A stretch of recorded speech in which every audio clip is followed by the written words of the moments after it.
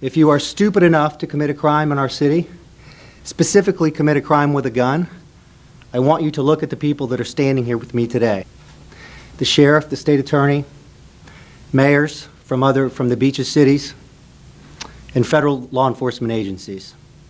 If you're stupid enough to do this, we are coming after you.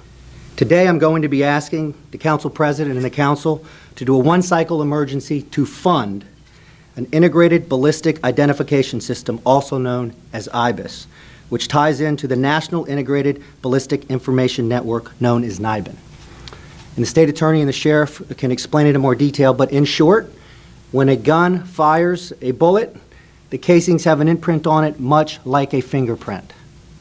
This technology will allow our law enforcement to trace guns used in a crime to other crimes much more rapidly than what happens now, which will lead to getting bad guys off the street and prosecuted much quicker.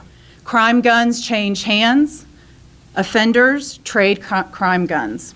Real-time leads, and that is in-the-moment leads, quickly connecting crime guns to offenders and linking different incidents can make all the difference in solving crimes, and by extension then, preventing crime.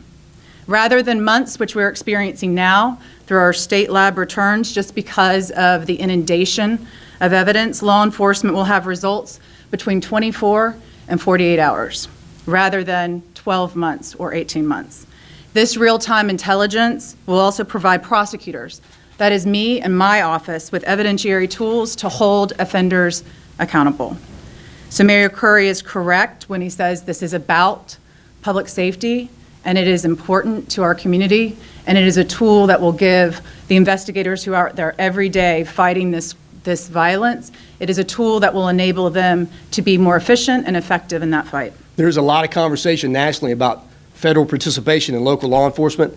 I would challenge you to look anywhere around the country to see this level of cooperation, day-to-day cooperation in fighting crime in our community, and I want to thank those partners for their efforts there. So thank you.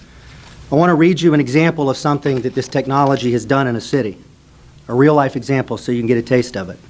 After a nightclub shooting left 3 people injured, one with 2 gunshot injuries, real-time NIBIN expedited the apprehension of the suspect. Casings entered into the NIBIN from the shooting were linked to a similar shooting 7 weeks earlier, just 5 blocks away. Colorado State Parole already had a suspect in the earlier shooting who matched the description of one of the shooters at the nightclub. Enough probable cause was present to establish a parole violation, and the shooter was arrested 8 days later. Without real-time NIBIN, the shooter may not have been identified and removed from the community so quickly.